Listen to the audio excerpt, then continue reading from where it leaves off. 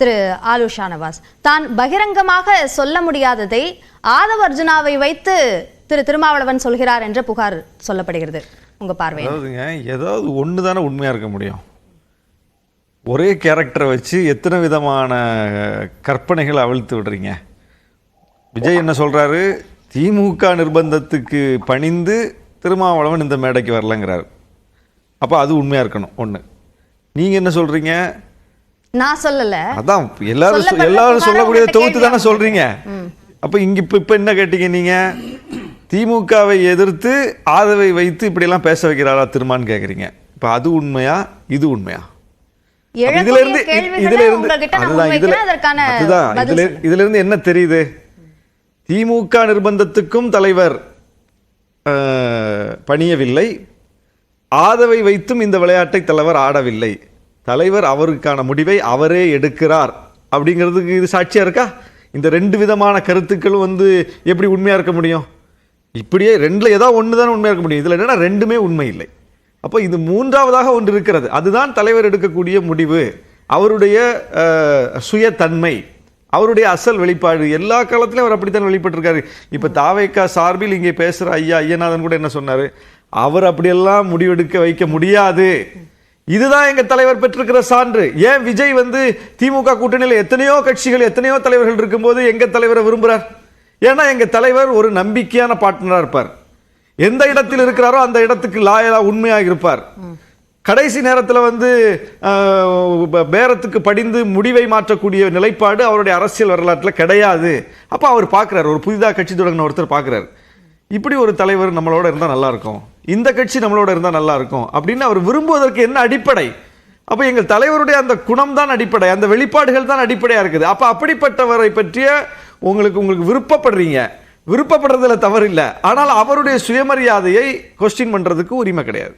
திரு திருமாவளவன் சொந்தமாக முடிவெடுக்கிறார், அது சார்ந்துதான் இயங்குகிறார் என்று சொல்றீங்க. ஆனா ஆதவ அர்ஜுனா விடுதலை சிறுத்தைகள் கட்சியை உடைக்கக்கூடியவர் என்ற கருத்தை திமுக கூட்டணியில் இருக்கிற கொங்கு ஈஸ்வரன் சொல்றாரு. அந்த கருத்தை எப்படி பாக்குறீங்க? அதுதாங்க, அது என்ன கண்ணாடியாங்க விசிகா உடைச்சு நொறுக்கிறதுக்கு?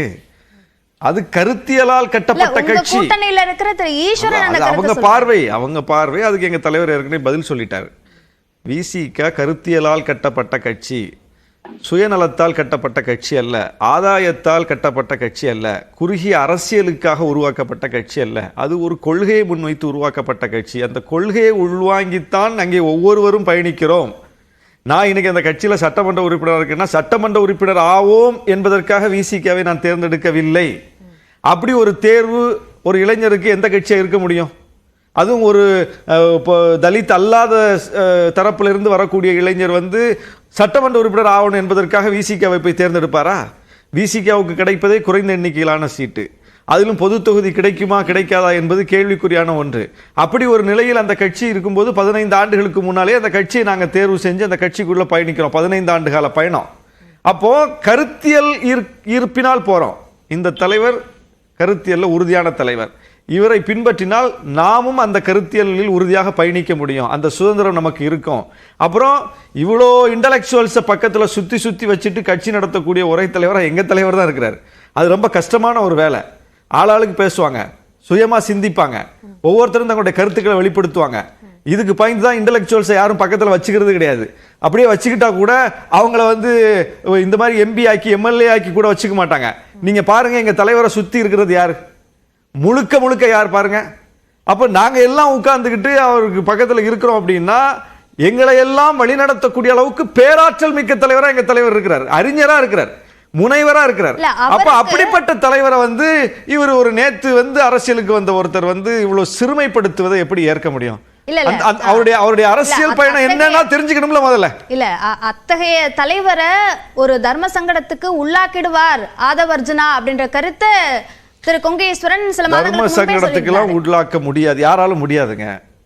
அது எங்க தலைவருக்கு தெரியும் எப்படி எப்போ வெளிப்படணும்னு. இப்ப இவ்வளோ தூரம் ஆதவ அர்ஜுனா பல முயற்சிகளை எடுத்தார், பல கருத்துக்களை சொன்னார். எதற்கு எங்க தலைவர் இணங்கி போகலையா? எங்க தலைவர் அவர் முடிவைத்தான் எடுக்கிறாரு. கட்சிக்கு எந்த முடிவு நன்மை பயக்கும் என்று அவருக்கு புலப்படுகிறதோ அந்த முடிவை அவர் எடுக்கிறார். இந்த விழாவுக்கு போனால் அது சரியாக இருக்காது, அது தவறாக போய் முடியும் என்று சரியாக கணித்தாரா இல்லையா? அன்னைக்கு சொல்லும்போது எங்க தலைவர் சொல்லும்போது எல்லாரும் என்ன சொன்னாங்க, ஏன்னா இதுக்கெல்லாமா யோசிப்பாரு திருமா, ஒரு மேடையில போய் ஒரு நிகழ்ச்சியில பங்கேற்கிறதுனாலயா ஒரு குற்றமா போயிடும் சொன்னாங்க. நேத்து விழாவை பார்த்துட்டு அதே வாய் என்ன சொல்லுது தெரியுமா, அன்னைக்கு விமர்சித்தவர்கள் அன்றைக்கு கேள்வி எழுப்பியவர்கள் ஆமா சரிதான், அவர் சரியா தான் கணிச்சிருக்கிறாரு, இந்த மேடையில் அவர் போயிருந்தா ரொம்ப தப்பா போயிருக்கோம் அப்படின்னு சொல்றாங்க. மேடையை போட்டவர்களே, அதாவது விஜய் பேசினது ஒரு பக்கம், மேடையை போட்டவர்களே ஒரு கோடை கிழிக்கிறாங்க அந்த நிகழ்ச்சியில. அதுதான் அந்த நிகழ்ச்சியுடைய நோக்கத்தை வெளிப்படுத்துறாங்க. திருமாவளவன் இந்த நிகழ்ச்சியை தவிர்த்ததற்கான காரணத்தை பட்டியலிடும் போது விஜய் என்ன பேசுவாரோ என்று சிந்திக்க வேண்டியிருக்கும் அப்படின்னு சொல்லியிருந்தாரு. ஆனா அதை விட அதிகமாக திரு ஆதவ அர்ஜுனா தானே பேசியிருந்தாரு. அதுதான் அவர் நிலைப்பாட்டை தெளிவா தானே சொல்லியிருக்காரு. ஆதவ அர்ஜுனா ஒன்னும் ஒளிச்சு மறைச்சு எதையும் பேசலையே. ஆதவ அர்ஜுனா அவருடைய கருத்தையும் போட்டு உடைச்சிருக்கிறாரு. அப்போ அது அப்படிதான் உடைப்பாருன்னு நமக்கு தெரியும். அப்படி ஒரு அவர் தானே அழைக்கிறார், அவர் தானே அந்த மேடையை போட்டதுல அவருக்கும் பங்கு இருக்குல்ல, விகடனுக்கு என்ன பங்கு இருக்கிறதோ அதே சம பங்கு ஆதவருடைய நிறுவனத்துக்கு தானே இருக்கு அந்த நிகழ்ச்சியில. இதெல்லாம் ஒன்னும் யாருக்கும் தெரியாத ஒன்னும் விஷயம் இல்லையா, எல்லாருக்கும் தெரிஞ்ச ஒண்ணுதானே. அதனாலதான் அந்த நிகழ்ச்சியை தவிர்த்தோம், அதனாலதான் தவிர்த்தோம். இப்படியான நிறைய எங்க தலைவர் வந்து அறியாமையில இல்ல, எங்க தலைவர் எதனால வருது, நடவடிக்கை இல்லாததுனாலதான். எங்க தலைவர் எடுக்கிறது என்ன தயக்கம், அதான் எங்க தலைவர் அறியாமையில இல்ல, அவர் அறிந்துதான் இருக்கிறார், தெளிந்துதான் இருக்கிறார் அப்படிங்கிறதுக்கான சான்று தானே அவர் எடுத்த முடிவு. அப்போ வந்து அவர் இது போல அவருக்கு இது எப்படி கையாளணும் என்பது அவருக்கு தெரியும், அவர் கட்டாயமா அதை செய்வார். ஓகே, இப்ப ரஜினியை வச்சு சாதிக்க நினைத்தவர்கள் விஜயை வைத்து சாதிக்க நினைக்கிறார்கள் அப்படின்னு யாரை குறிப்பிடுது விசிக? இல்லைங்க, இன்னைக்கு நடக்கிற நிகழ்வுகள்லாம் பார்க்குறோம்ல, திமுகவை நேரடியாக வீழ்த்த முடியாத நிலையில் பாஜக இருக்கிறது, திமுக அணியை பலவீனப்படுத்த முடியாத நிலையில் திமுக எதிரணியில் இருப்பவர்கள் இருக்கிறார்கள். அப்போ யாரை வச்சு இதை செய்யறதுன்னு அவங்களுக்குள்ளேயே ஒரு மிகப்பெரிய மனக்குழப்பம் இருக்கிறது. யாராவது கிடைக்க மாட்டாங்களா, ஒரு பெரிய ஃபெமிலியர் கிடைக்க மாட்டாங்களா, அவங்கள வச்சுக்கிட்டு ஒரு வசீகரமான தலைமையை வைத்துக்கொண்டு இப்படி நாம் வந்து ஒரு எதிரணியை கட்டிவிட முடியாதா என்கிற முயற்சி பல்லாண்டு காலமாக நடந்து பல முயற்சிகளும் தோற்று போய்விட்டன. திமுக அணிதான் வலுப்பெற்று நிற்கிறது. அதுக்கு என்ன காரணம்னா, இது ஒரு குறுகிய ஆதாயத்துக்காக சேர்ந்த கூட்டம் அல்ல, ஒரு கொள்கை வழி பயணம். 2017 ஒன்றிணைந்த பயணம், 19, 21, 24 என்று தொடர் வெற்றிகளை குவித்திருக்கிற ஒரு பயணம், 26 மட்டுமல்ல 29ஐயும் இலக்காக கொண்டு போகிற பயணம். இந்திய அளவில் இந்த அணியை ஒருங்கிணைக்கிற தேவை, அது குறித்த சிந்தனை அப்படி போயிட்டு இருக்கோம் நாங்க. அதனால இதை வந்து இந்த காக்கா கூட்டத்தை கலைப்பது போல கல்வீசி கலைக்க முடியாது. அப்படிப்பட்ட முயற்சிகளில் யார் ஈடுபட்டாலும் அவர்கள் தோற்று போவார்கள்.